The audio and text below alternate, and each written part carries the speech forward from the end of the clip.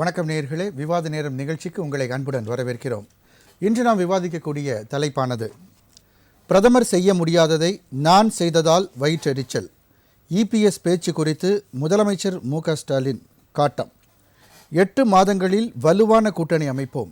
EPS போட்டிக்கிடையே பொதுக்குழுவை கூட்டிய அன்புமணி. வார இறுதியில் அனல் பறக்கும் தமிழக அரசியல் களம் என்ற தலைப்பில் தான் நாம் இன்று விவாதிக்க இருக்கிறோம். தேர்தலுக்கு இன்னும் 8 மாதமே இருக்கக்கூடிய சூழ்நிலையில் இந்த வார இறுதியில் தேர்தல் களமானது மிகவும் சூடுபிடித்திருக்கிறது என்றே சொல்ல முடிகிறது. அதாவது முதலமைச்சர் மு.க.ஸ்டாலின் அவர்கள் பொருளாதார வளர்ச்சி, தமிழகத்தின் பொருளாதார வளர்ச்சி குறித்து கூறிய கருத்திற்கு எதிர்வினையாக எடப்பாடி பழனிசாமி அவர்கள் ஒரு அறிக்கை வெளியிட்டிருந்தார். அதாவது தமிழகத்தை பொறுத்தவரை தற்போது இரட்டை இலக்க பொருளாதார வளர்ச்சி என்று மு.க.ஸ்டாலின் அவர்கள் கூறுகிறார்கள். ஆனால் இதை ஒரே ஒரு முறை வரக்கூடிய அந்த முடிவை வைத்து மட்டும் நாம் முடிவு செய்ய முடியாது.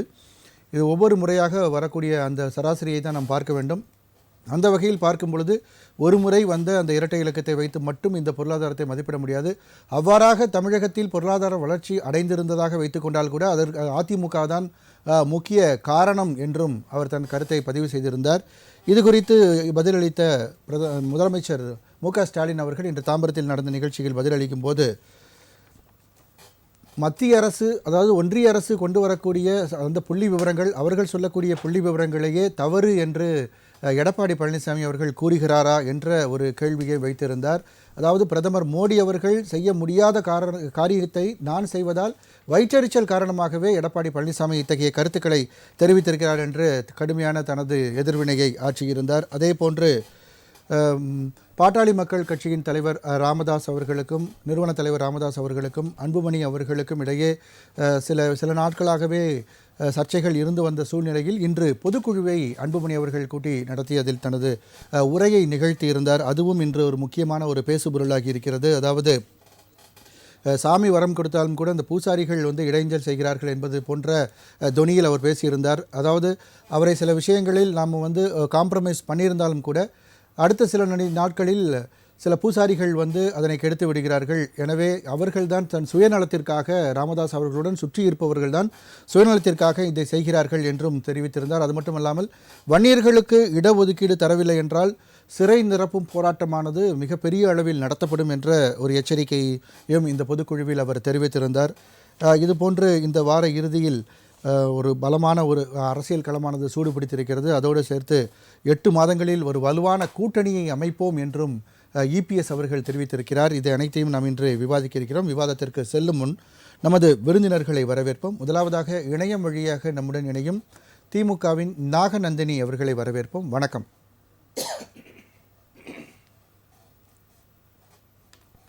அரங்கில் நம்மோடு இணையும் மூத்த பத்திரிகையாளர் திரு வி.எஸ். ராமன் அவர்களை வரவேற்போம். வணக்கம். நமதுரிமை காக்கும் கட்சியின் செங்கை பத்மநாபன் அவர்களை வரவேற்போம். வணக்கம் சார். நாகநந்தினி மேம். மேம், அதான் உங்களுடைய முதல் சுற்று கருத்தை பதிவு பண்ணுங்க மேம். இன்றைய முதலமைச்சர் அவர்களுடைய அந்த உரை பற்றி. அது சார், இவர் எடப்பாடியார் அவர் முதல்ல அரங்கத்தில் இருக்கவங்க அனைவருக்கும் வணக்கத்தை தெரிவிச்சுக்கிறேன். ரொம்ப வயிற்றெரிச்சல், கால் புணர்ச்சி அப்படின்னு மட்டும் நான் சொல்லணும்னு நினைக்கல சார். பாவம், அவர் அதெல்லாம் நம்ம சொல்லக்கூடாது. ஏன்னா அது நல்ல விஷயம். ஏன்னா அவரே ஒத்துக்கிட்டாரு பாருங்களேன். எப்படி சொல்றாருன்னா, இது ஒரு டைம் வந்ததோட நம்ம நிர்ணயம் பண்ண முடியாது. ஆமா சார், அவர் சொன்னது கரெக்ட், எடப்பாடியார் சொன்னது கரெக்ட். ஏன்னா திராவிட முன்னேற்ற கழகத்தின் சார்பாக இது 2வது முறையாக நாங்க இந்த இலக்கை பெற்றிருக்கிறோம், தமிழ்நாட்டை முதன்மை மாநிலமாக கொண்டு வந்திருக்கோம் அப்படின்னு சொன்னா இது எங்கனாலதான் முடியும், கண்டிப்பா அஇஅதிமுகனால முடியாது அப்படிங்கறத அவர் சொல்லியிருக்காரு. ஏன்னா அவர் வரலாற்றில் இது வரைக்கும் அவங்க கட்சி இப்படி செஞ்சதை பார்த்ததே இல்லை. அதனால இது எப்படி நடந்துச்சு, இது எப்படி வந்துச்சு, பாவம் திராவிடனாலே என்னன்னு தெரியாதவருக்கு அப்போ தமிழ்நாட்டினுடைய பொருளாதார வளர்ச்சி எல்லாம் கேட்டா தெரியுமான்னு எனக்கு தெரியல. இதுல ஒரு நிமிஷம் யோசிச்சு பார்க்கணும் சார். இந்த வளர்ச்சி அப்படிங்கிறது அவர் சொல்றாருல்ல, இது சும்மா சொல்றாங்க, இது சொல்றாங்க. நான் ஒரே ஒரு விஷயத்தை இந்த இடத்துல அவையில இருக்க எத்தனை பேருக்கும் ஞாபகப்படுத்தணும்னு நினைக்கிறேன். அதாவது 2019-20 3% தான் இருக்கு. அதுல 2021, அதாவது அந்த ஆட்சி முடியும் போது பார்த்தா சரி கொரோனா காலகட்டம் எடுத்தா கூட 0.007%. அதாவது லாஸ்ட்ல இருந்து யாரு ஃபர்ஸ்ட் வராங்கன்றது விஷயம் இல்ல, அதுல பாதாளத்துல இருந்து இன்னைக்கு 4 வருஷத்துல யாரு முதன்மையா வந்திருக்காங்க, வர வைத்தவர் முத்துவேல் கருணாநிதி ஸ்டாலின்ங்கிறத நாங்க காலரை தூக்கி விட்டுட்டு தான் சார் சொல்றோம். சும்மா தரவுகள் இல்லாம சொல்ல. இவரு எனக்கு ஒரு விஷயம் புரியல, யார் சொல்றது பொய்ன்னு சொன்னாரு. இவர் வந்து முதல்வரை வந்து தாக்குறதா நினைச்சு அவரு ஃப்ரெண்ட்ஷிப் ஒண்ணு மெயின்டைன் பண்ணிட்டு இருக்காருல்ல, எப்படியாச்சும் எங்க கட்சியை காப்பாத்திருங்க, எப்படியாச்சும் அடுத்த டைம் எங்களோட ஆட்சி வரணும், இல்ல ஐடி ரயில் இருந்தா சரி காப்பாத்துங்கன்னு போய் ஷாவெல்லாம் பாத்துட்டு வந்தாரு.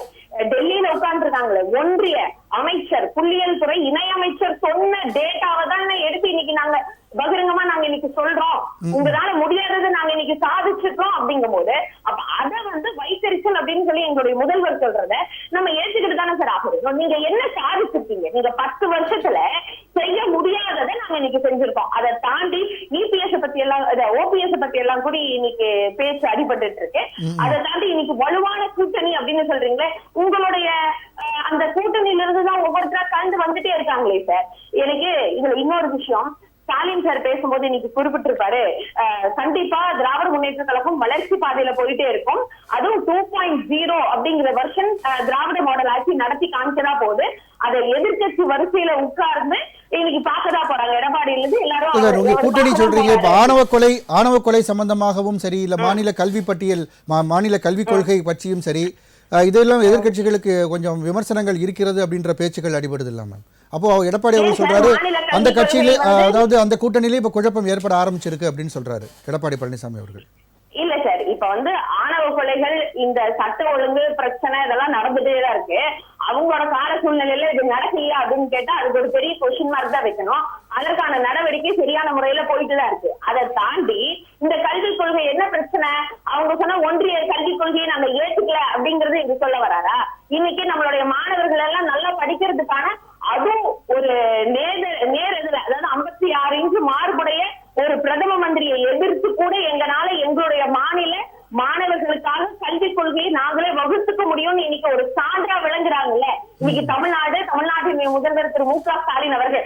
அதை பார்க்கும்போது உங்களுக்கு ஒரு காழ்ப்புணர்ச்சி வந்து இப்ப வந்து கூட்டணிக்குள்ள பிரச்சனை இருக்கு, நீங்களா தூண்டி விடுறீங்களா அப்படிங்கிற மாதிரிதான் எங்களுடைய கேள்வி இருக்கு. சரி, எங்களோட ரூல்ஸ் இங்க கிளியரா தான் சார் இருக்கு, அதை நினைச்சு நீங்க ஃபீல் பண்ண வேணாமே அப்படிங்கறத எங்களுடைய மிகப்பெரிய ஒரு பதில்.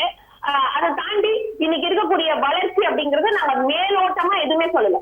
கல்வி கொள்கையை பத்தி நீங்க பேசினாங்களே, இன்னைக்கு கல்வி கொள்கை இப்படி வச்சிருந்தாலும் கல்விக் கொள்கையை தாண்டி இன்னைக்கு கல்வி வளர்ச்சியில தமிழ்நாடு முதன்மை மாநிலமா இருக்கா இல்லையா?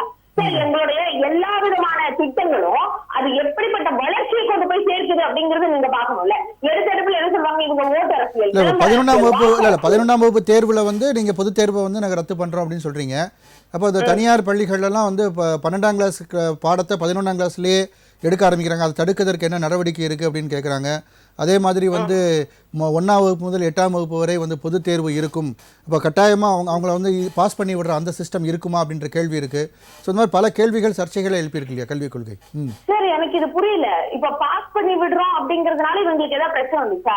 இன்னைக்குமே வந்து யூஎஸ்ல இருக்கக்கூடிய ஐக்கிய நாடு சபை ரிப்போர்ட் சொல்லுதே சார், இன்னைக்கு தமிழ்நாட்டு மாணவர்கள் தான் வந்து இருக்கக்கூடிய திறன் மேம்பாட்டுல 70% ரொம்ப திறன் உடையவர்களா இருக்காங்க. இன்னைக்கு இந்தியாவில வச்சு பார்க்கும்போது மாநிலத்தில் 2வது இடம்னு சொல்லி இன்னைக்கு யூஎஸ் ரிப்போர்ட் எங்களுக்கு கொடுக்குது இல்ல சார்.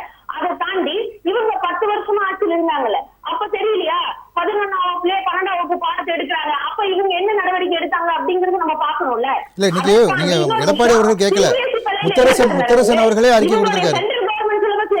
இல்ல கூட்டணி கட்சிகள்ல இந்த கேள்விகள் எழுப்பப்படுதுன்னு சொல்றேன்.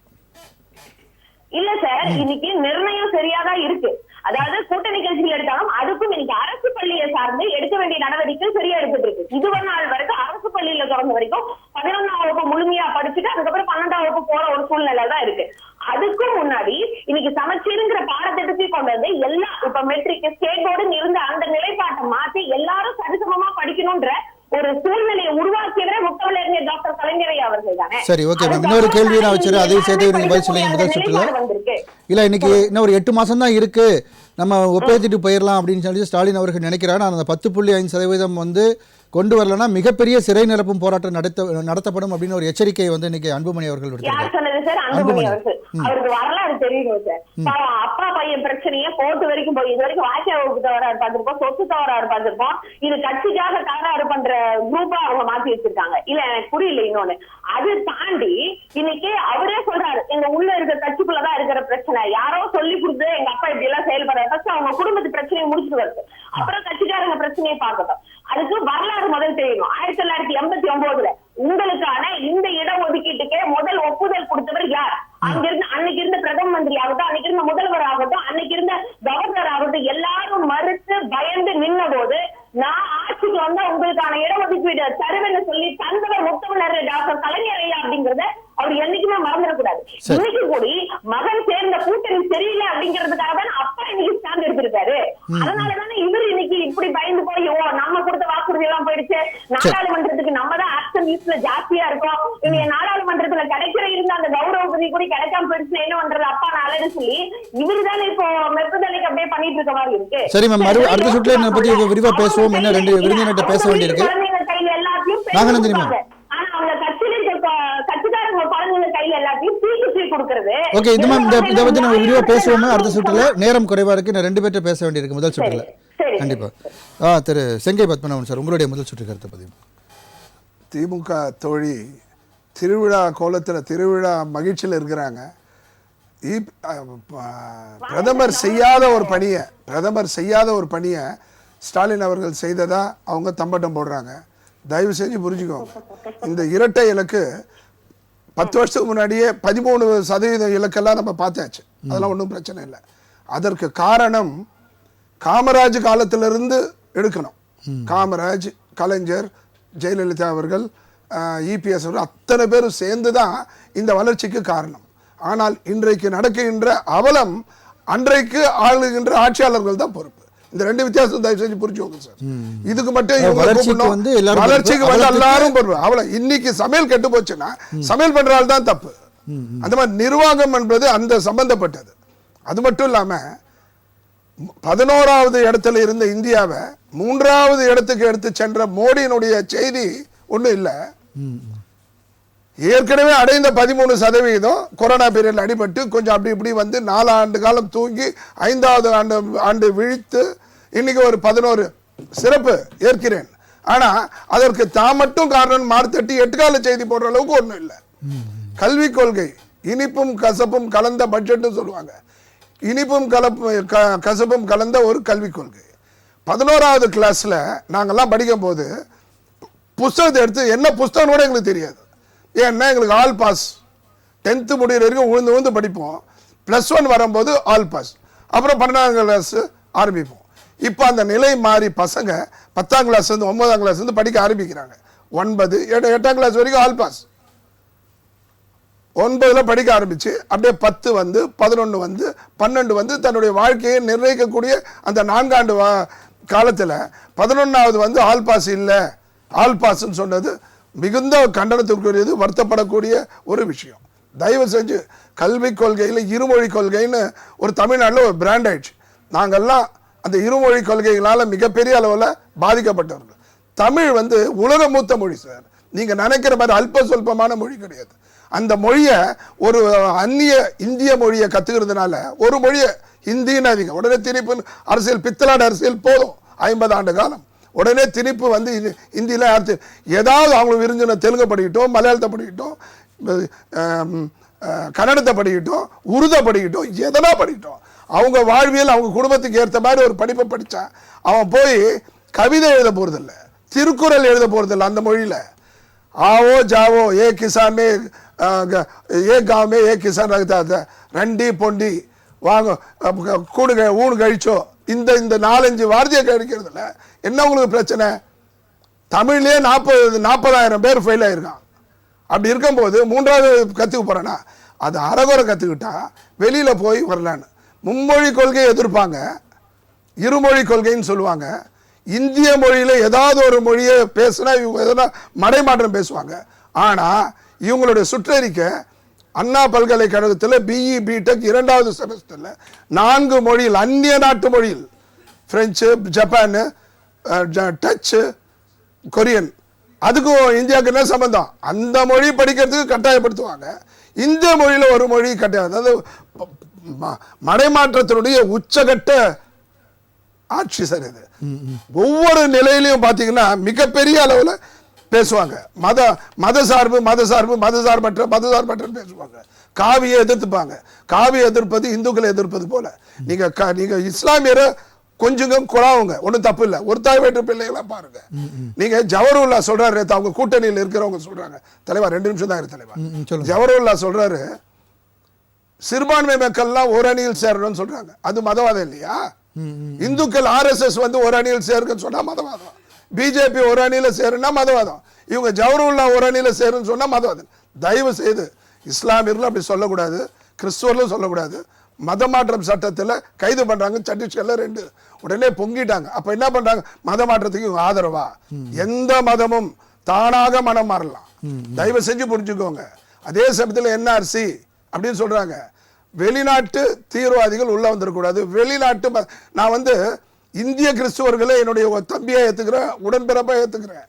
அதே போல இந்திய கிறிஸ்துவர்களை இஸ்லாமியர்களை என் உடன்பிறப்பா எடுத்துக்கிறாங்களா ஆதி இந்தியர்கள். அவங்களாம் இங்கு தன்னுடைய விருப்பத்துக்கு ஏற்ப அவர்கள் தன்னுடைய நிலையை மார்க்க மாற்றம் செய்து கொண்டார்கள். ஆங்கிலத்தில் வெளிநாட்டு கிறிஸ்துவரையும் பாகிஸ்தானையும் நான் என்னுடைய சகோதரர் ஏற்றுக்க வேண்டிய அவசியம் இல்லை. கண்டிப்பா சார். இப்போ EPS வந்து ஒரு மெகா கூட்டணி அமைப்போம் அப்படின்னு சொல்றாரு. நிச்சயமா அமைக்க போறாங்க, நிச்சயமா அமைக்க போறாங்க. அமைச்சா செல்ல பிஜேபி ADMK ஒரே நிமிஷம் இன்ட்ரோ பண்ணிட்டு நான் மறுபடியும் வரேன். அரங்கிற்கு வந்திருக்கும் புதிய உழைப்பாளர் கட்சியின் திருவாரூர் காந்தி அவர்களை வரவேற்போம். வணக்கம் சார். தொடர்ந்து பேசுங்க சார். EPS அவர்கள் என்ன சொன்னீங்க?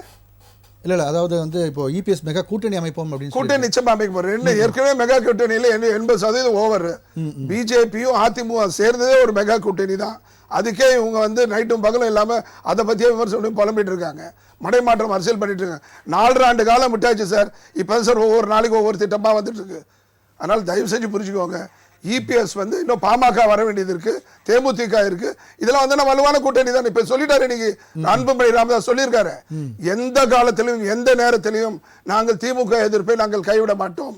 மிகப்பெரிய அளவில் தமிழகம் மோசமான நிலையில் சென்று கொண்டிருக்கிறது. இதை காப்பாற்ற வேண்டும், இளைஞர்களை காப்பாற்ற வேண்டும், பெண்களை காப்பாற்ற வேண்டும் பகிரங்கமா சொல்லியிருக்காரு தீர்மானத்தில், அவருடைய செயற்குழு பொதுக்குழு செயற்குழு கூட்டத்தில். அதனால இவங்க எல்லாம் சேர்ந்துச்சாச்சுன்னா கட்சி தேர்தலை இல்லாத அளவுக்கு, தேர்தலை வேண்டாம் என்று சொல்லக்கூடிய அளவுக்கு ஒரு மிகப்பெரிய ஒரு வெற்றியை நாம் பெறுவதற்கு வாய்ப்பை தரும். கண்டிப்பாக தொடர்ந்து பேசுவோம் சார். திருவாரூர் காந்தி சார், அதாவது இப்போது அன்புமணி ராமதாஸ் அவர்கள் பொதுக்குழு நீங்கள் பேசுனதை பார்த்துருப்பீங்க. திமுகவை சார் சொன்ன மாதிரி அவர் கடுமையாக கண்டிச்சிருக்கார். குறிப்பாக அந்த 10.5% இடஒதுக்கீடு வந்து கண்டிப்பாக எங்களுக்கு தரலைன்னா மிகப்பெரிய ஒரு சிறை நிரப்பும் போராட்டம் அப்படின்னு சொல்கிறாரு. ஒட்டுமொத்தமாக இந்த பிரச்சனையை குறித்து உங்களுடைய முதல் சுட்டு கருத்தை பதிவு பண்ணுங்க சார். அதாவது இந்த பொதுக்குழுவுக்கு வந்து ஐயா ராமதாஸ் தரப்பு வந்து நீதிமன்றத்தை நாடியே இருக்க தேவையில்லை. ஏன்னா அது இப்போ ஒரு பெரிய தீர்வு கிடையாது. இது இப்போ நடந்திருக்கிற பொதுக்குழுவோ இல்லை கோர்ட்டு சொல்லியிருக்கிற விஷயமோ அது பாமகவினுடைய நிரந்தர தீர்வு கிடையாது. இன்னும் நிறையா அது ஸ்டேஜ் இருக்குது, அது போயிருக்க வேண்டிய அவசியம் இல்லை. அவங்கள அப்படியே விட்டுருக்கலாம், ஏன்னா அவங்க கான்ட்ரவர்சியாக வேறு ஒன்றும் பண்ணலை. ஆனால் இந்த 10.5% இடஒதுக்கீடுன்னு அவர் சொல்கிறது வந்து நான் சென்ற நிறைய விவாதங்களில் சொல்லிட்டு வரேன். 10.5 வந்து நீங்கள் கேட்காதீங்க, அது தவறான கணக்கு. ஏன்னா இன்றைக்கு இருக்கிற அமைச்சர் சிவசங்கரன் புள்ளி விவரத்தோடு சொல்கிறார், நீங்கள் 17% வன்னியர் சமுதாயத்தை சேர்ந்தவர்கள் சில வேலை வாய்ப்புகளில் சென்று கொண்டிருக்கிறார்கள். அவர் வன்னியர் சமுதாயத்தை சேர்ந்தவர் தான், அவர் புள்ளி விவரம் கொடுக்குறார். அப்போ நீங்கள் 10% கேட்குன்ற காரணம் என்ன அப்படின்னு கேட்குறாரு. நான் நிறைய விவாதத்தில் அன்புமணி அவர் கம்மியாக கேட்கணும்னு சொல்கிறீங்களா? இது என்ன இந்த அளவு வந்து அதிகமான அளவு போயிட்டு இருக்காங்க. நீங்கள் 17% அரசாங்கத்தில் போயிட்டு இருக்கும் போது நீ 10% கேட்டால் கம்மியாயிரும் அப்படின்னு சொல்கிறீங்க. ஆமாம், தவறான முன்னுதாரணம் தானே. நீ என்ன கேட்டு முதல்ல போராட்டம் பண்ண? உங்கள் அப்பாவை கேட்ட போராட்டத்தை முதல்ல நீ படிச்சியா? இல்லை சார், இருந்தாலும் 87ஆம் ஆண்டு என்னத்துக்காக எத்தனை சதவீதம் கேட்டு போராட்டம் பண்ணாங்க? 87ன்றது எத்தனை ஆண்டுகளுக்கு முன்பாக? ஓகே, அண்ணா அறிவாலயம் திறந்த தேதி. உங்களுக்கு நீங்க ஃபாலோ பண்ணிருப்பீங்க. ஓபிசி இந்த ஆணையத்துல வந்து முடிவு தரணும்னு சொன்னாங்க, அதுக்கான இதை எக்ஸ்டெண்ட் பண்ணிட்டே போனாங்க திமுக அரசு. சார் நான் அதுக்கான முடிவு வரல சார். ஒரு விஷயம் தெரிஞ்சுங்க, ஜாதிவாரி கணக்கெடுப்பை இந்தியா முழுவதும் எடுத்துட்டு இப்ப பீகார்ல செஞ்சாங்க, என்னாச்சு? ஸ்டே வாங்கி வீணா போயிட்டல. இல்ல சார், கோர்ட்ல தரவு கேக்குறாங்க, தரவுக்கு நீங்க ஒரு அமைப்பை நிறுவுறீங்க, அவங்க அந்த தரவு இப்ப நீங்க கொண்டு வந்தீங்கன்னா மறுபடியும் ஒரு இங்க கீழ்கோர்ட்ல ஒரு கேஸ போடுறது. அதுக்கப்புறம் நீங்க அதே பண்ண மாட்டீங்க. இல்ல அதுதான் அந்த மாதிரி நம்ம வந்து ஒரு கான்ட்ரவர்சியா போக வேணாம். ஒரே தெரியா ஜாதிவாரி கணக்கெடுப்படுத்திட்டா வேலையை முடிஞ்சிருச்சு. அதுக்கான முயற்சி பாமக என்ன செஞ்சு இவ்வளவு தூரம் பேசுறாங்கல்ல. 96 எம்எல்ஏ இருக்கும்போது திமுக இருக்கும்போது நீங்க 18 எம்எல்ஏ இருந்தீங்க, என்ன பண்ணீங்க? இந்த 18 எம்எல்ஏ என்ன பண்ணிட்டு இருந்தீங்க? அன்னைக்கு ஆட்சியை நீங்கள் நினச்சா 217 117 இருந்தால் தான் ஆட்சி அமைக்க முடியும். உங்கள்கிட்ட 18 எம்எல்ஏ இருந்தாங்களே, என்ன பண்ணியிருக்கணும் நீங்கள்? இன்னைக்கு ஒன்றுமே இல்லாமல் நீங்கள் உட்காந்துருக்கோம். நீங்கள் சொன்னால் இன்னைக்கு திமுக அரசு கேட்க வேண்டிய அவசியமே இல்லாத போது நீங்கள் போய் இன்னைக்கு கோவக்குரல் கொடுத்து அழுத்தம் கொடுத்துருக்கணும்னு சொல்றீங்க. நீங்கள் 87ஆம் ஆண்டு 20% கேட்டு ஒரு போராட்டத்தை பண்ணி 21 உயிர்களை நீங்கள் பலி கொடுத்தீங்க. பல லட்சக்கணக்கான வன்னியர் இளைஞர்களில் வந்து ஜெயிலில் போட்டீங்க. அதுக்கெல்லாம் காரணமாக இருந்தீங்க. இன்றைக்கு போய் என்ன சொல்கிறீங்க? 87லேருந்து இன்னைக்கு ஒரு 25% கேட்டால் பரவாயில்ல, 20லேருந்து நீங்கள் 10க்கு வந்துருக்கீங்க. அப்போ என்ன அர்த்தம்? நீங்கள் என்ன எதை நோக்கி நீங்கள் வன்னியர்களை கொண்டு போகிறீங்க? இன்னைக்கு 87ஆம் ஆண்டு சிறைசாலையில் போய் பல லட்சம் குடும்பங்கள் இன்னைக்கு வந்து ரோட்டில் நிற்கிது. அவ்வளோ பெரிய பணக்காரமாக இருந்த ஒரு சமுதாயம் இன்னைக்கு பிச்சைக்கார சமுதாயமாக ஆகிற அளவுக்கு விவசாயிகளும் கூலிகளாகவும் அங்கங்கே வெளிநாட்டிலையும் வெளி மாநிலத்திலையும் போய் தன்னுடைய வேலைவாய்ப்பை தேடிட்டு இருக்கிற அளவுக்கு இன்றைக்கி வன்னியர்களுடைய பொருளாதார சில பேர்லாம் வன்னியர்களுடைய அந்த பெர்சன்டேஜ் பேசும்போது பார்த்தீங்கன்னா சதவீதத்தை பற்றி சில மீடியாலாம் பார்க்குறேன். அவங்க பொருளாதார அடிப்படையில் வந்து எந்த அளவுக்கு இருக்கிறார்கள் என்று கணக்கெடுத்து தான் கொடுக்க முடியும். நீங்கள் அதிகமாக 2 கோடி பேர் இருந்தால் உங்களுக்கு கொடுக்க முடியாதுலாம் சில பேர் பேசுறதெல்லாம் நீங்களே பார்த்துருப்பீங்க. அரசியலமைப்பு சட்டப்படி அது இல்லையே, பொருளாதார அடிப்படையில் இல்லை. இன்னைக்கு நீங்கள் ஒன்றும் பொருளாதாரம் இல்லை, வன்னியர்கள்னு எடுத்துட்டாவே பொருளாதாரத்தில் மிக மிக மிக தங்கியவர்கள் தான். ஒரு கணக்கெடுப்பு எடுக்கிறாங்க, எந்த மாவட்டத்தில் தமிழ்நாட்டில் வெறும் குடிசைகளாக இருக்குன்னா விழுப்புரம் மாவட்டம். அப்போ நீங்கள் என்ன வன்னியர்களை அரசியல் பண்ணிருக்கீங்கன்னு அர்த்தம்? ஒன்றுமே பண்ணல. நீங்கள் 87ஆம் ஆண்டு போராட்டம் 20% தமிழ்நாட்டிலையும் மத்தியில் 2% கேட்டீங்களே, ஏன் நீங்கள் அதை ஏன் ஒரு தீர்மானமாக போடல? இல்லை, அவர்களுமே வந்து ஒரு மிகப்பெரிய கூட்டணி கூட்டணி வந்து சார் 8 மாதம் இருக்கு. பாமக என்ன லெவலில் பாமக 1, 2ன்னு போதா கோர்ட்டில் நீதிமன்றத்தில், அடுத்தடுத்த நீதிமன்றம் இருக்குல்ல, அதில் 1, 2ன்னு ஆக போதா? இல்லை ராமதாஸ் ஐயா அவர்கள் வந்து வன்னியர் சங்கத்தை நான் நடத்திக்கிறேன், நீ வேணா கட்சி நடத்திக்க அப்படின்ற ஒரு முடிவு எடுத்து போனாருன்னா என்ன ஆணி வேறு மாட்டிக்குவாங்க. ஒரு ஓட்டு கூட பாமகவுக்கு போய் விழுவாது. எல்லாம் ராமதாஸ் யாரை கை காமிக்கிறாரோ அங்கதான் போய் வன்னியர்கள்லாம் ஓட்டு போடுவாங்க. நீங்க நான் அங்க கூடயே ராமதாஸ் ஐயாவோடய இருந்தவனா, பயணம் பண்ணவன், எனக்கு அவங்களுடைய நாடி துடிப்பு அத்தனையும் தெரியும். நான் இன்னைக்கு சொல்றேன், இன்னைக்கு இந்த விவாதத்துல இவர்கள் வந்து இன்னைக்கு சொல்றாருல, எங்க அப்பா வந்து நான் தெய்வம் இவன்னு சொல்றாருல, பிறந்தநாள் வந்துச்சு இப்போ ராமதாஸ் ஐயா அவர்கள். உண்மையாலுமே இந்த பிரச்சனைக்கு ஒரு முற்றுப்புள்ளி வைக்க வேண்டும் என்று இன்றைக்கு நீதியரசர் நினைச்சார்ல, 2 பேரும் வாங்க ஒரு காம்ப்ரமைஸா போயிடுவோம், அது நீதித்துறையை மீறி ஒரு காம்ப்ரமைஸா ஒரு கட்சி அப்படின்னு ஆனந்த் வெங்கடேசன் அவர்கள் மரியாதைக்குரிய நீதியரசர் நினைச்சார்ல, அந்த அவர் நினைக்கிற நினைப்பை கூட ஏன் அன்புமணிக்கு இல்ல? அன்புமணி அவர்கள் தெளிவா இன்னைக்கு சொல்றத விட்டுருங்க, பிறந்த நாள் வந்துச்சு, அருமையான வாய்ப்பா இல்லையா உனக்கு?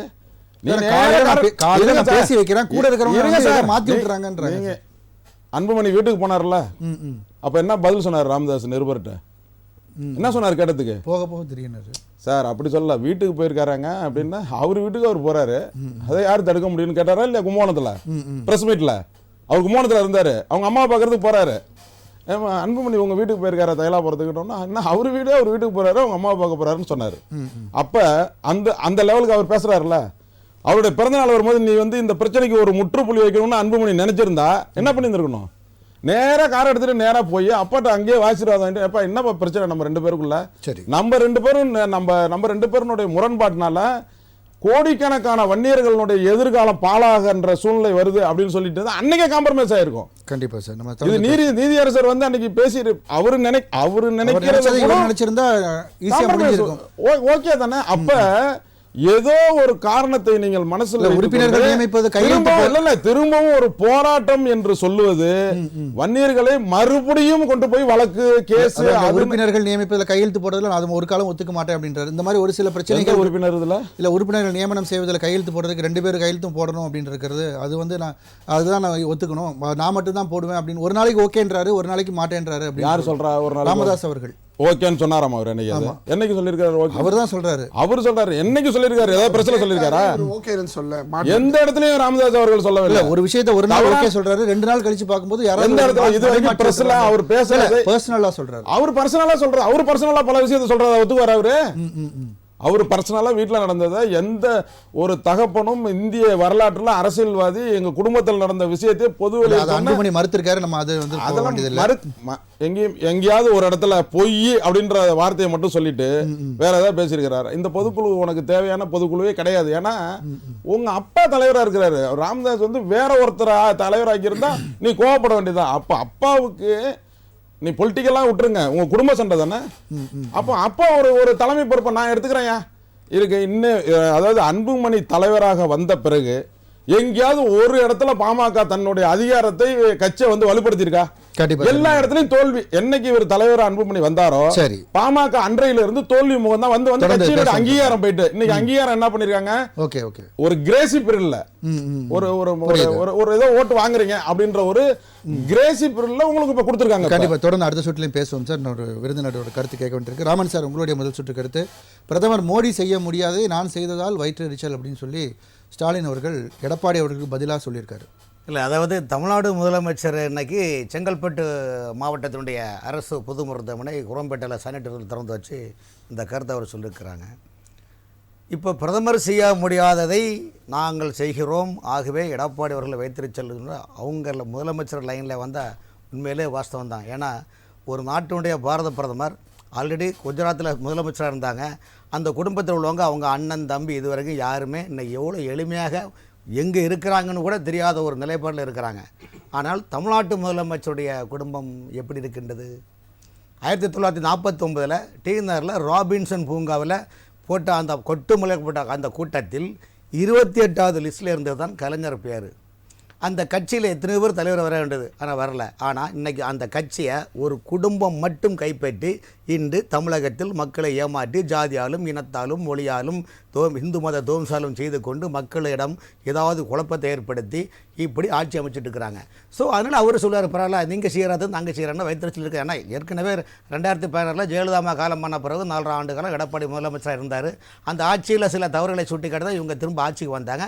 இப்போ இவங்க வந்து பார்த்திங்கன்னா இப்போ அவங்க நிலைமை என்னென்னா, வானம் கீழே வந்தால் என்ன, அட பூமி மேலே போனால் என்ன, மாயம் எல்லாம் மாயம், இதில் மனிதன் நிலை என்ன என்று நிலைப்பாடு அவர்களுக்கு உள்ளது. இந்த அரசுக்கு காரணம் என்றால் இவர்களுக்கு தமிழ்நாட்டு மக்கள் மீது அக்கறை இல்லை. எதெடுத்தாலும் இன்றைக்கி தமிழ்நாட்டில் என்ன நிலைமை இருக்குது, தமிழ்நாட்டில் உள்ள அதாவது தமிழ்நாட்டில் அவங்க சொல்கிறாங்க, உடன்பிறப்பே வா வந்து உங்களிடம் ஸ்டாலின் நலம் காக்கும் முதல்வன், அப்புறம் உங்கள் தொகுதியில் முதல்வன், ஓர் அணியில் தமிழகம் இன்னெல்லாம் போட்டு ஒரு புதுசு சினிமா படம் எடுக்கிறோம். தொடர்ந்து பேசலாம் சார். இடைவேளைக்கு பிறகு நான் மறுபடியும் உங்ககிட்ட இருந்து ஸ்டார்ட் பண்ணுறேன். ஒரு இடைவேளைக்கு பிறகு தொடர்ந்து பேசலாம். நேர்களே, இந்த வார இறுதியில் அனல் பறக்கும் விதமாக தமிழக களத்தில் பல்வேறு நிகழ்வுகள் நடந்து வருகிறது. அது பற்றி விவாதித்து வருகிறோம். தொடர்ந்து விவாதிப்போம். ராமன் சார் இடைவேளைக்கு முன்னாடி பேசிட்டு தொடர்ந்து பேசுங்க. இந்த அரசு வட சென்னை போன்ற இடங்களில் அன்னம் தரும் அமுதகானம் என்ற இதில் அன்னதான திட்டம் கொடுக்குறாங்க உணவு. ஆனால் அதே நீங்கள் சென்னை மாநகராட்சியில் தூய்மை பணியாளர்களுக்கு கடந்த ஆட்சியில் அவங்க போராட்டம் நடத்திட்டு போது எதிர்க்கட்சி தலைவர் இருந்த மு க ஸ்டாலின் என்ன சொன்னார், நாங்கள் ஆட்சியில் வந்தோம்னா உங்களை அனைவரையும் நிரந்தர பணியாளராக ஆக்குவோன்னு சொன்னாங்க. இன்றைக்கி இந்த அரசு நீதிமன்றத்தினுடைய உத்தரவை மீறி 2000 பேரை பணி நீக்கம் பண்ணியிருக்கீங்க. கடந்த 12 நாளாக ரிபன் மாளிகையின் முன்னால் ஆர்ப்பாட்டம் பண்ணுறாங்க, போராட்டம் பண்ணிட்டு இருக்கிறாங்க தொடர்ந்து. ஆனால் இந்த அரசு தேர்தல் வாக்குறுதி 153, இந்த திமுகவுடைய அரசு நடைபெற்ற சட்டமன்ற தேர்தலில் 153 தேர்தல் வாக்குறுதி என்ன கொடுத்தீங்க, நாங்கள் உங்களை பணி நிரந்தரம் செய்வோம்னு சொன்னீங்க. இப்போ நீங்கள் என்ன பண்ணுறீங்க, ஏற்கனவே அரசு மருத்துவர்களுக்கு கலைஞர் போட்ட அரசாணை 354 எப்படி கிடப்பில் போட்டு அவர்களை அல்லோல் பட வைக்கின்றீர்களோ, அதே போல் சாதாரண பட்டியலின மக்கள் சமுதாயத்தை சேர்ந்த அந்த மக்களை இன்று நீங்கள் என்ன நடுத்தூரில் விட்டு வைக்கிறீங்களா இல்லையா? தமிழ்நாடு முழுவதும் திடக்கழிவு மேலாண்மை திட்டத்தில் மக்கிய குப்பை மக்காத குப்பையினுடைய அந்த ஏழை மக்கள் வந்து அந்த வேலைவாய்ப்பு வீடு வீடாக பேச்சு குப்பையில் எடுத்து கொரோனா காலத்தில் உங்களுக்கு உங்கள் ஆட்சிக்கு எக்கு கோட்டாக செயல்படுத்தினாலே நீங்கள் தானே பாராட்டினீர்கள். அப்படிப்பட்ட முதலமைச்சர் இந்த விவகாரத்தில் தமிழ்நாடு முழுவதும் பிரச்சனை உள்ளது. கோயம்புத்தூர் மாவட்டம், திருச்சி மாவட்டம், திருப்பூர் மாவட்டம் மாநகராட்சிகள், சென்னை மாநகராட்சி உட்பட அனைத்து உள்ளாட்சி அமைப்புகளும் சுகாதார பணியாளர்களை இவ்வளோ பிரச்சனைகள் இருக்குது.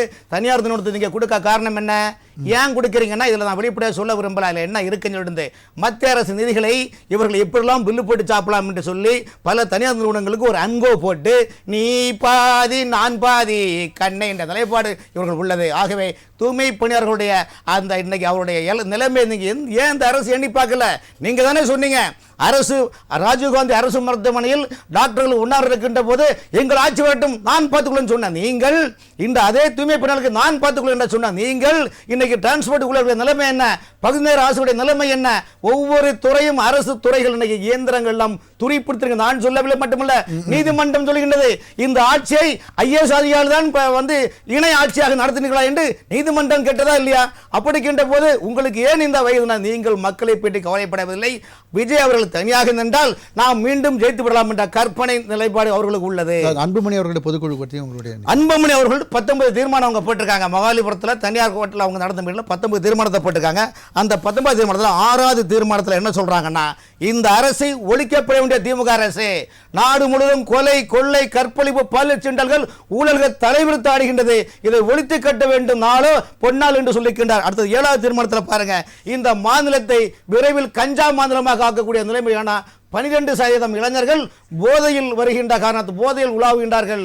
ஆகவே இந்த அரசு ஒழிக்கப்பட வேண்டிய அரசு என்று அறைகோல் விடுத்து வந்த 19 தீர்மானத்தில் ஒரு 10 தீர்மானத்தை பண்டு திமுகவால் தாங்க முடியல. ஆகவே இந்த கட்சியை விரைவில் பட்டல் மிச்சம் 2ஆகவோ 3ஆகவோ உடைத்து சேலம் மண்டலத்தினுடைய வன்னியர் பெருமக்களை ஒருங்கிணைத்து ஏதாவது குழப்பத்தை ஏற்படுத்தி அதிலிருந்து திமுக குளிர்காய பார்க்கின்றது என்பதை பொறுத்துக் கொள்ளுங்கள். ஆகவே டாக்டர் அன்புமணி அவர்கள் உருக்கமாக திமுகவுக்கு எச்சரிக்கையாக அறிக்கை கொடுத்துள்ளார். இந்த அறிக்கையை நிச்சயமாக திமுக பொறுத்துக் கொள்ள முடியாது. நீங்கள் பாருங்கள், 2-3 நாளாக அங்கு மிக பெரும் கலக்கத்தை ஏற்படுத்துவார்கள் என்பது கலக்கத்தை ஏற்படுத்துவாங்க. கட்சிக்குள்ள இருக்கிற இப்போ வந்து ராமதாஸ் அவர்கள் வந்து இதில் வருவாரா இல்லை இவர் வருவாரான்ற அந்த குழப்பமே அந்த கட்சி சார். குழப்பம் என்பது அவருடைய அப்பா பிள்ளைக்குள்ள மேட்ரு. இப்போ திமுகலேருந்து மதிமுக பிரிஞ்சது. அப்போ திமுகவே வந்து ஆட்டம் கண்டு தான் நின்னாங்க. இன்னைக்கு எந்த கொள்கை நம்பி வெளியே வந்தாங்களோ அந்த கட்சி இன்னைக்கு என்ன நிலைமைன்னு உங்களுக்கு தெரியும். பட் பாட்டாளி கட்சியை பொறுத்த வரைக்கும் ஒரு சமுதாய வாக்கு வங்கிகள், அந்த சமுதாய வாக்கு வங்கி பெரும்பாலும் அவங்களுக்குள் பெருசாக பிளவுபடாது. அந்த பிளவுபட வேண்டும் என்பதை திமுகவுடைய நிலைப்பாடு உள்ளது. காரணம் என்றால் சேலம் மாவட்டத்தை சுற்றி 11 சட்டமன்ற தொகுதி உள்ளது. அந்த 11 சட்டமன்றத்தில் 2 தொகுதி பட்டல் கட்சி சிட்டிங் எம்எல்ஏ இருக்கிறாங்க. ஆகவே அந்த வன்னியர் மக்களுடைய ஒரு குழப்பத்தை ஏற்படுத்தி சமுதாய வாக்குகளை பெற வேண்டும் என்பதும் திமுகவுடைய அஜெண்டாவில் இதுவும் ஒன்று. சரி, எல்லாத்துக்குமே காரணம் திமுக தான் அப்படின்றது உங்களுடைய கருத்தா இருக்கு. சரி, நாகநந்தினி மேம், உங்களுக்கு பதில் என்ன மேம்? சார், ராமன் சார் எவ்வளவு தெளிவா பேசியிருக்காரு பாருங்க. நீங்க சொன்ன மாதிரி திமுக அப்படிங்கிற அந்த வார்த்தையை தாண்டி அவரோட அஜெண்டால எதுவுமே கிடையாது. ரொம்ப தெளிவா பேசியிருக்கீங்க சார், ஒன்னும் பிரச்சனை இல்லை. நீங்க தொடக்கத்துல சொன்னீங்களே 1949 ராபின்சன் பூங்கா, எங்களுடைய வரலாறு, எங்களுக்கான விளம்பரம் எல்லாம் நல்லா பண்றீங்க சார். அப்ப 2014க்கு முன்னாடி உங்க மோடிஜி அவர்களுடைய பேர் எத்தனாவது லிஸ்ட்ல இருந்துச்சு சார்? உங்களுடைய நாக்பூர் RSS கூட இருக்குல்ல, அதையும் சேர்த்து சொல்லிட்டீங்கன்னா இது ஒரு குடும்பம் தீர்மானிக்கக்கூடியது. தேசிய அளவில் பாஜகவில் யார் ஆளுநராக வர வேண்டும், யார் ஆட்சிக்கு வர வேண்டும் என்பதை RSS தீர்மானிக்கக்கூடியது. ஆனால் திமுக போல் ஒரு குடும்பம் தீர்மானிக்கிறது அல்ல. பதில் சொல்லுங்க சார், ஒரு கேப் விடுங்க. வாரிசுகள் ஏத்துக்க மாட்டீங்க, குடும்பம் தீர்மானிக்கிறத ஒத்துக்க மாட்டீங்களா சார்? அப்புறம் ஏன் சார் பாமக கூட கூட்டணி வைக்காதீங்க சார். அங்கெல்லாம் ஓப்பன்ல இப்போ நடந்துட்டு இருக்க பிரச்சனை. அவங்க வந்து என்ன வேற வேற குடும்பமா இல்ல வேற வேற ஆட்கள்? இதெல்லாம் உங்களுடைய கற்பனை வளம், நாகாநந்தினி அவருடைய கற்பனை வளம் நீங்க சொல்லுகிறீர்கள். அதை சொல்லுங்க சார். நீங்க இப்ப நீங்க பேசலையா? பத்மநாபன் சார் பேசும்போது சொல்றாரு, இது நாங்க வந்து காவி பேசினா இது வந்து நீங்க வந்து இந்து மதத்துக்கு எதிராக பண்றீங்க. எத்தனை நாட்கள் இந்த ஸ்டிக்கர் விட்டுறீங்க? நாங்க கேட்கிறேன். நீங்க தானே சொல்றீங்க சிறுபான்மை மக்களுடைய வாக்குகளை பெற வேண்டும், தலித் மக்களுடைய வாக்குகளை பெற வேண்டும், இரட்டை படம் நீங்க தானே போடுறீங்க. சொல்லுங்க. இப்ப நீங்க சொல்றீங்க சார், ராமன் சார் நீங்க சொன்னீங்களே, நான் வன்னியர் சமுதாயத்தினுடைய வாக்கு பெறணும், சமுதாய ஓட்டு எங்களுக்கு கிடைக்கணும், சேலம் மக்கள் சேலம் சார்ந்த அந்த பகுதியில் தேர்தல் என்பது ஜாதி வச்சுதாங்க ஓட்டு. எங்க தேர்தல் என்பது ஜாதியை வச்சுதான் உங்க ஓட்டு. நீங்க உங்க கட்சியில ஜாதியை வச்சு ஓட்டு கொடுக்க சீட்டு கொடுக்க இல்லையா? சொல்லுங்க. உங்க தொகுதியில எவ்வளவு இருக்கிறீங்க, உங்க இன மக்கள் எவ்வளவு இருக்கிறீங்க, எவ்வளவு செலவு பண்ணீங்க, எவ்வளவு பாட்டி குடிப்பீங்க, நீங்க தானே பண்றீங்க.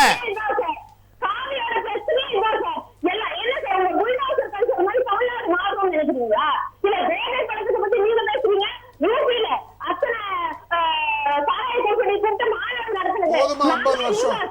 50 வருஷம் இதே பேசி பேசி அழுத்து போச்சுமா.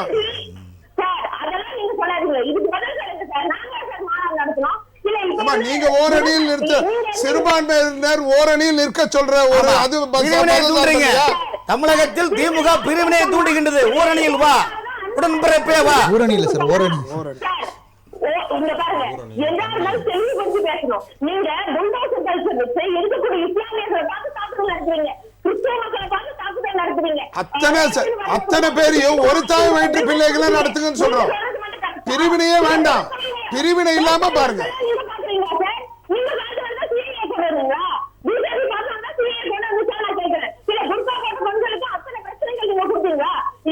ஒரு கையெழுத்துல தான் பெங்களூர்ல மாத்திட்டோமே, ஒரே கையெழுத்து போட்டுன்னு பெங்களூர்ல மாத்திட்டோம்.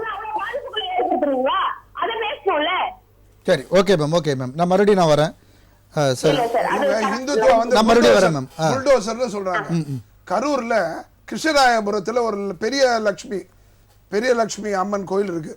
அதுல வந்து காலங்காலமா தலையில வந்து தேங்காய் உடைச்சி பண்ணுவாங்க.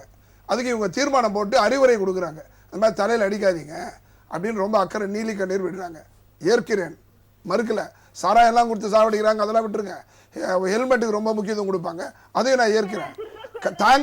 தேங்காவை உடைக்கிறது தலையில வச்சு, ஒரு நிமிஷமா, தலைமையில வச்சு கீழே தரையில உடைக்கணும்ன்றாங்க. இந்த அக்கறைய ஒரு இஸ்லாமியர்கள் முகரத்துக்கு ஒரு ஆயுதத்தால அவங்களை அடிச்சுக்கிறாங்க. அங்க போய் இந்த அறிவுரையை சொல்ல வேண்டியதானே? இன்னைக்கு இதை சொல்லுவீங்க, நாளைக்கு தீ மெரிக்க கூடாதுன்னு சொல்லுவீங்க, நாளைக்கு அதுக்கப்புறம் ஒன்னும் நான் இது அழகு குத்தக்கூடாது, எலுமிச்சம்பழம் குத்து, அதான் அவங்களுடைய நம்பிக்கை.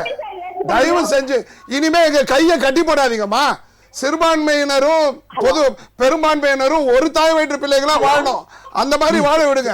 ஒரு கையை கட்டி போடுறதுனால ஒரு புண்ணியமும் கிடையாது. இனிமே அது எடுபடாது. காவின்னா உங்களுக்கு அவ்வளவு அருவருப்பா இருக்கு. உங்களுக்கு எதுக்கு எடுத்தாலும் காவியை பழிச்சு பேசுங்க. காவி என்பது முக்கியம், வெள்ளை என்பது முக்கியம், பச்சை என்பது முக்கியம். அனைவரும் ஒரு தாய் வயிற்று பிள்ளைகளா வாழ்வோம். ஒண்ணு, கல்வியில வந்து நாங்க ரொம்ப முக்கியத்துவம் கொடுக்குறேன்னு சொல்றீங்க, மகிழ்ச்சி, வாழ்த்துக்கிறேன். ஆனா 7.5% கொடுத்திருக்கிறாரு இடஒதுக்கீடு அரசு பள்ளிக்கு. அதை 10% தரேன்னு சொல்லி நீங்க வாக்குறுதி கொடுத்தீங்க. அதுல என்னமாச்சு உங்களுக்கு? அதுல எத்தனை கோடிமா செலவு? ஒரு புள்ளி இங்கு தானமா கையெழுத்து போட்டா இன்னும் ஒரு 2% ஏழை மக்கள் நல்லா மேல படிச்சு மேல வந்து அந்த சமூக மக்களுக்கு எல்லாம் பணியாற்றலாம்ல, அதை செய்ய மாட்டேன்றீங்க. அது இருக்கட்டும். அஜித் கொலை, இன்னைக்கு சிபிஐ வந்தவொன்னு என்ன தெரியுமா சொல்லியிருக்காங்க? அந்த நிகிதா அந்த பெண்மணி குற்றம் அந்த தொலைக்கவே இல்லை, அது பொய்யின் மாதிரி எங்களுக்கு தெரியுது அப்படின்னு. இப்ப சிபிஐ வராம உங்க போலீஸா இருந்ததுன்னா மடைமாற்றம் அரசியல் பண்ணிட்டு இருப்பீங்க. 15 சிபிஐ எப்ப போச்சு? அது வரைக்கும் நீங்க என்ன பண்ணிட்டு இருந்தீங்க? ஒரு விசாரணை பண்ணீங்களா? கைது கூட பண்ண வேணாம், அந்த பொம்பளையை கூப்பிட்டு விசாரிச்சிருக்கலாம்ல. அந்த அளவுக்கு நீங்க மறைமுகமா பின்னாடி நின்னீங்க. இன்னைக்கு என்ன ஆச்சு? சிபிஐ சொல்றாங்க இவங்க அந்த 10,000 நகை திருட்டு போனதே ஒரு பொய்ன்ற அளவுக்கு வந்தாச்சு. இதுக்கெல்லாம் உங்களுடைய பதில் என்ன? அதே ஒரு நிமிஷமா, கல்விக் கொள்கையில ஒரு நிமிஷமா, ஒரே ஒரு நிமிஷம், கல்விக் கொள்கையில 21வது வருஷம் நீங்க ஒரு நிமிஷம் தான் இருக்கு தலைவா, ஒரு நிமிஷம். 21வது வருஷத்துல உங்க கல்விக் கொள்கையை பத்தி ஒரு நீதி அரசர்கிட்ட நீங்க கொடுத்தீங்க, ஓய்வு பெற்றவர்கிட்ட. 21 எங்க இருக்கு, 24 எங்க இருக்கு, 25 இருக்கு. 4.5 வருஷம் தூக்கிட்டு, எப்பவுமே கலைஞர் ஆட்சியில 3 வருஷம் அவங்க விட்டுருவாங்க, இவங்க 4 வருஷம் தூக்கிட்டு 5வது வருஷம் டபுள் டக்கர் பஸ். ஏமா பஸ்ல வந்து கொடை பிடிச்சிட்டு போன சார், ஒரு நிமிஷம், கொடை பிடிச்சிட்டு போன காலம் போய் இன்னைக்கு டபுள் டக்கர் விடுறீங்க. என்ன விட தூய்மை பணியாளர் பத்தி கேட்டிருக்காரு. சரிமா, ஒரு நிமிஷம், ஒரே ஒரு அரைநோடி பாருங்க. கன்னியாகுமரியில துறைமுகம் வரும்போது மிகப்பெரிய அளவில் அரைநோடி தான் சார். நீங்க மிகப்பெரிய அளவில் விமர்சனம் பண்ணி எதிர்த்தீங்க. அது 30 கிலோமீட்டர் தாண்டி கேரளாக்கு போச்சு. இன்னைக்கு உங்க முதலமைச்சர் 45 லட்சம் கண்டெய்னர் இன்னைக்கு அந்த 4 தென் மாவட்டமே சுபிட்சமா இருக்கின்றார். அது அன்னைக்கு தெரியல எதிர்கட்சியா இருக்க போது. விழிஞ்ச போச்சு. சார், இப்போ மருத்துவம் கல்வி இரண்டு கண்கள் அப்படின்னு சொல்கிறாரு. இப்போ கல்விக் கொள்கையை கொண்டு வந்ததாக இருக்கட்டும், இன்றைக்கி அந்த மருத்துவ நிகழ்ச்சியில் கலந்துக்கிட்டது. ஸோ இது எல்லாமே தமிழ்நாட்டில் கட்டமைப்புகள் சிறப்பாக இருக்குன்னு சொல்கிறார். ஆனால் எடப்பாடி பழனிசாமி அவர்கள் வந்து சொல்லும் பொழுது இதற்கு எல்லாமே அடிப்படை காரணம் பொருளாதார வளர்ச்சி எதுவாக இருந்தாலும் அதற்கு அதிமுக தான் காரணம் அப்படின்னு சொல்கிறாரு. அதை நீங்கள் எப்படி பார்க்குறீங்க சார்? அதிமுக வந்து ஒரே அதிமுகவே இல்லை. இப்போ எப்படி பாமக இருக்குதோ அது மாதிரி ஒரு 3-4 அதிமுகவாக இருக்குது. அதிமுகன்றது இப்போ இவர்கிட்ட இருக்குது, சின்ன இருக்குது, எல்லாம் இருக்குது. இதுக்கு முன்னாடி அவர் 6 மாதத்துக்கு முன்னாடி என்ன நடந்துச்சு, 1 வருஷத்துக்கு முன்னாடி நடந்துச்சு. 2 பேருக்கு எழுத்து போட்டாங்களா?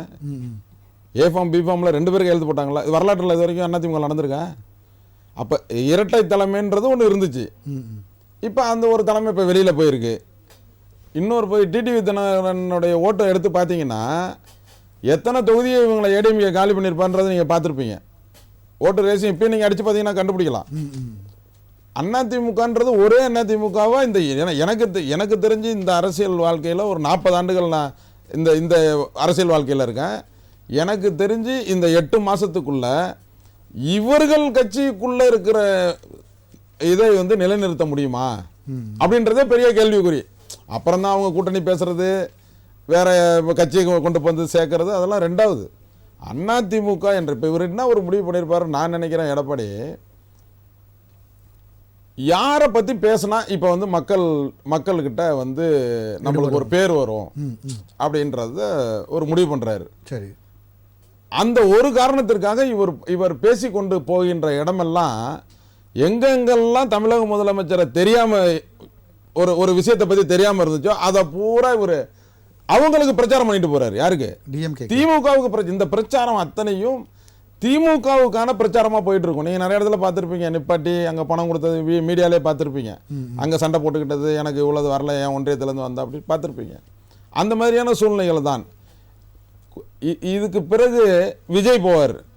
அடுத்தது கூட்டப்பட்ட கூட்டத்திற்கும் கூடுகின்ற கூட்டத்திற்கும் உள்ள வித்தியாசத்தை மீடியாவில் நம்ம பார்ப்போம். நான் சொல்றது புரிஞ்சிருக்கேன். இதே அரங்கெல்லாம் நம்ம மறுபடியும் பேசுவோம். பேசும்போது கூட்டப்பட்ட கூட்டமும் கூடிய கூட்டத்திற்கும் ஒரு விவாதம், நம்ம விவாதத்தில் அப்போ பேசுவோம். அப்போ இவர் போயிட்டு இருக்காரு பாருங்க பிரச்சாரம், இது பூரா எங்கே போணுச்சுன்னே தெரியாமல் போயிடும். இத்தனை கோடி ரூபா செலவு பண்ணி இப்போ இதெல்லாம் யாருடைய பணத்துலேருந்து நடந்துகிட்டு இருக்கு? மக்கள் சம்பாரிச்சதெல்லாம் யாரோ அங்கே இருக்கிற மக்கள்லாம் பாருங்கள், ஏதாவது சுபிச்சமான மக்கள் இருக்காங்களாங்க அவங்க வந்திருக்கிறவங்க. அப்போ நீங்கள் எடப்பாடி அவர்களுக்கு வரக்கூடிய கூட்டம் எல்லாமே இப்போ கூட்டிய கூட்டம் தான் சொல்கிறீங்களா? ஆமாம், கூடிய கூட்டம். இப்போ அடுத்தது கூட போகிற கூட்டம் அடுத்தது இருக்கு. அவர் போவார் விஜய் அவர்கள். அவர்கள் வந்து அவரை பார்க்கறதுக்கே பல, அதுதான் சொல்கிறேன். அது வந்து நீங்கள் ஒரு பொதுவாக பாருங்க, நான் சொல்லிட்டேன் கூட்டிய கூட்டம் கூட போட கூட்டம் இப்போ வரப்போகுது. அப்போ ஒரு பெரிய தாக்கம் வரும். இப்போ என்ன, என்னுடைய அரசியல் கணக்கில் நாங்கள் வன்னியர் சமுதாயத்தைச் சேர்ந்தவர்கள் சுதந்திர இந்தியாவிலிருந்து இன்று வரை தமிழகத்தில் தன்னுடைய புடியிலே வைத்திருக்கக்கூடியவர்கள் வன்னியர் மக்கள் மட்டும்தான். நீ 1952 47 சுதந்திரம் வருது. முதல் தேர்தலில் 1952 தமிழ்நாடு, இந்தியா முழுவதும் ஒரே தேர்தல், தமிழ்நாட்டுக்கும் எம்எல்ஏவும் எம்பியும் நடக்குது. 52ஆம் ஆண்டு காங்கிரஸை எதிர்த்து யாருமே பேச முடியாது. ஏன்னா சுதந்திர இந்தியாவில் சுதந்திரம் வாங்கி கொடுத்தவங்க எலெக்ஷன் நிற்கும் போது யார் எதிர்த்து பேசுவீங்க? அந்த நேரத்தில் 52ஆம் ஆண்டு ராமசாமி படையாச்சார், மரியாதை கூட எங்களுடைய தலைவர் ராமசாமி படையாச்சார் அவர்கள் 18 எம்எல்ஏக்களையும் 4 எம்பிகளையும் தமிழ்நாட்டில் பெற்றவர். கோயாங்கா அவர்களை தோற்கடித்தவர். கோயாங்கா அன்னைக்கு திண்டிவனம் தொகுதியில் நீங்கள் பார்த்துருப்பீங்க, ஹெலிகாப்டரில் வந்து பிரச்சாரம் பண்ணார். அங்கே தோற்கடிக்கப்பட்டார். யாரால? ராமசாமி படையாச்சார் அவர்கள். அப்போ இந்த மாதிரி மீடியா கிடையாது, எதுவும் கிடையாது. நீங்கள் நேரடியாக களத்தில் போய் நின்று வேலை பார்க்கணும். அன்றையிலிருந்து இன்று வரை வன்னியர் சமுதாயத்தினுடைய மிகப்பெரிய தாக்கம் இல்லாமல் தமிழ்நாடு அரசியலே நவராது. நீங்கள் பார்த்துருப்பீங்க. இன்றைக்கு 120 தொகுதி சட்டமன்ற தொகுதிகளை, 234 தொகுதிகளை, 120 தொகுதிகளை யார் எம்எல்ஏ வர வேண்டும் என்று நிர்ணயிக்கக்கூடிய சக்தி வன்னியர்கள் மட்டும்தான் இருக்கு. ஓகே சார், தலைப்பு தொடர்பாக உங்களுடைய நிறைவான கருத்து. இல்ல, அதுக்கு சொல்ல, மகாபலிபுரத்தில் இப்பொழுது நடக்கின்ற மகளிர் மாநாடு உலக வரலாற்றிலேயே இப்படி ஒரு மாநாடு நடக்க முடியாத அளவுக்கு மிகப்பெரிய மாநாடாக அது அமையும். அதன் பிறகு வன்னியர்களுடைய சக்தி என்ன என்பதை இந்த நாட்டு மக்கள் பார்ப்பார்கள். ஏன்னா வெறும் மகளிர்கள் மட்டுமே கலந்து கொள்ளக்கூடிய ஒரு மிகப்பெரிய மாநாடு. எத்தனையோ மாநாடு நடைபெற்றிருக்கிறது. அதில் கட்சி வேறுபாடே கிடையாமல் நம்மளுடைய இனம் அப்படின்ற முறையில் அனைத்து கட்சியில் சேர்ந்த வன்னிய சமுதாயத்தைச் சேர்ந்த மகளிர்களும் அந்த மாநாட்டில் இருப்பார்கள். அதற்கு அரணாக ஆண்கள் இருந்து அந்த பாதுகாப்பார்கள். இது வந்து எப்பயுமே நடந்துட்டு இப்ப இடையில நடக்காம இருக்கு. இதை பொதுக்குழு நடந்திருக்கு, அதை தொடர்ந்து நடக்கிறதுனால அதனால இந்த இப்ப இருக்கிற பிரச்சனையில் இந்த வன்னியர்களுடைய ஓட்டை ஒருங்கிணைத்து அவர்களுக்கான உரிமையை பெறுவதற்கு பதிலாக இருவரும் சட்ட போராட்டம் நடத்தி கொண்டு கட்சியினுடைய பிளவை ஏற்படுத்தி கொண்டு விளைவு மிகப்பெரிய பின்னடைவை வன்னியர்களுக்கு ஏற்படுத்தும். இன்னும் 8 மாசம் தான் தேர்தலுக்கு இருக்கு. அதனால இருவருமே இந்த சூழ்நிலையை புரிந்து ஒன்றாக செயல்பட வேண்டும் என்பதுதான் எங்களுடைய ஆசை. ஆனால் நிச்சயமாக தேர்தலுக்கு முன்பாக இந்த இரண்டும் ஒன்றாக சேராது. வருகின்ற சட்டமன்ற தேர்தலுக்கு பிறகுதான் இந்த இவர்கள் ஒன்றாக சேருவது கருத்து. ஓகே சார், புரியுது. நன்றி சார், நன்றி. ராமன் சார், உங்களுடைய நிறைவு கருத்து சேர்த்தே பதிவு பண்ணுங்க. முதலமைச்சர் சொல்றாரு, வன்மை இல்லாத கம்பன் கண்ட கனவுகளை வறுமை இல்லாத தமிழகம் நாங்கள் ஏற்படுத்துகின்றதுன்னு சொல்கிறாங்க. ஐயா, தமிழ்நாடு முழுவதும் சாராயங்களை காட்சி இளைஞர்கள் வந்து நின்ற கோலம், சயன கோலம், அமர்ந்த கோலம், கிடந்த கோலம், நிற்கட்டுமா போகட்டுமா என்று உள்ள நிலைப்பாடு தமிழ்நாட்டில் உள்ளது. இன்றைக்கி தலைமைச் செயலர் முருகானந்தர் அவர்கள் ஒரு அறிக்கை கொடுத்துருக்காரு, அரசு துறை அதிகாரிகள் அறிக்கை கொடுத்துருக்காரு. பொதுமக்களிடம் நேரடியாகவோ ஆன்லைன் மூலமாக புகார்கள் வருகின்ற போது அதை 3 நாளில் அவர்களுக்கு ஒப்புதல் சீட்டு கொடுக்க வேண்டும். கொடுத்து ஒரே மாதத்தில் நீங்கள் நடவடிக்கை எடுக்க வேண்டும். அப்படி நடவடிக்கை எடுக்காவிட்டால் உங்கள் மீது அபராதம் விதிக்கப்படும். இதிலும் சீனி சக்கரை சித்தப்பா சீட்டெளி நக்கப்பா என்ற நிலைப்படம் இருக்கும். காரணம் என்றால் இந்த ஆட்சி வந்ததிலிருந்து 4 ஆண்டு காலமாக தமிழக மக்கள் மனுக்களுக்கு இன்னைக்கு கூட தொகுதி வாரியாக மனுக்கள் வாங்குறாங்களே, எந்த மனுக்கள் மீது நடவடிக்கை எடுக்க மாட்டார்கள். காரணம் என்றால் பட்டா ஒரு கிரவுண்டுக்கு 2 லட்சம் முடிஞ்சு லஞ்சம் வாங்குறாங்க. லஞ்சத்தை, அதாவது தமிழ்நாட்டில் இந்த ஆட்சி வந்த பிறகு லஞ்சம் தலைவிரித்து ஆடுகின்றது, ஊழல் தலைவிரித்தாடுகின்ற. காரணம் என்றால் ஒவ்வொரு அதிகாரிகளும் ஒவ்வொரு டிரான்ஸ்பருக்கும் பல லட்சங்கள் முதல் பல கோடிகள் வரைக்கும் லஞ்சம் கொடுத்து வருகின்ற காரணத்தால் எப்படி மக்களுடைய கோரிக்கை மனுக்களை நிறைவேற்றுவார்கள் என்பதை மதிப்புக்குரிய தலைமைச் செயலர் நாங்கள் பதிவு செய்கிறோம். நன்றி சார், நன்றி சார், நன்றி சார். உங்களுடைய நிறைவு கருத்து சேர்த்து அவங்க சொல்லலாம் சார். நீங்கள் சொல்லிடுங்க. அவங்க சொல்லிட்டு சரி, ரைட், ஓகே. நந்தினி மேம், உங்களுடைய நிறைவு கருத்தை பதிவு பண்ணுங்க. சார் இங்க பாருங்க, இன்னைக்கும் சொல்றேன், ராமன் சார் இவ்வளவு பேசினாரு, சார் பேசினாரு. நான் ஒரே ஒரு கேள்வி கேட்கிறேன், கல்வித்துறையை பத்தி இவ்வளவு பேசுறீங்க, நாங்க பேசுவோம், இன்னும் நிறைய பேசுவோம். அதை தாண்டி இன்னைக்கு ஒன்றிய அரசு ஒரு விஷயத்தை வெளியீடு பண்ணிருக்கு, யாருக்குமே தெரியாது. ஐஐடிக்கு டைரக்டா சேரலாம். யார் தெரியுமா டைரக்டா சேரலாம்? சேது பந்தன யோஜனை வித்வான் திட்டம் நாம வச்சிருக்காங்க. அதாவது சமஸ்கிருதத்தை படிச்சவங்க, அது 5 வருஷம் குருகுல கல்வியில படிச்சவங்க டைரக்டா ஐஐடில சேரலாமா? இந்த மாதிரியான திட்டத்தை தான் நீங்க வச்சிட்டு இருக்கீங்க. இன்னைக்கு தமிழ்நாடு அந்த ஒரு தப்ப சொல்லி நம்ம 1000 தப்பு பண்ணிட்டு இருக்கோம். ஒரு மாற்றுத்திறனாளி குழந்தை கூட இன்னைக்கு ஐஐடி வரைக்கும் போய் படிக்கிறாங்க, ஸ்லாட் எக்ஸாம் படிச்சு படிக்கிறாங்க. இன்னைக்கு அதை தாண்டி தமிழ்நாடு இன்னைக்கு முதன்மை மாநிலத்துவம் கொடுத்து வருதுன்னு சொன்னா இன்னைக்கு காமராஜர் காலம், அதற்கு கர்ம வீரர் கல்வி கண் திறந்த காமராஜர் தான் காரணம். நேரம் இல்ல நந்தினி மேம், நிறைவு செய்யுங்க, நேரம் கம்மியா இருக்கு.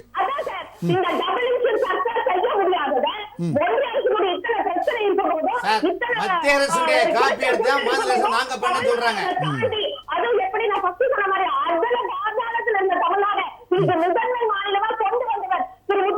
நன்றி, நன்றி, நன்றி மேம், நன்றி.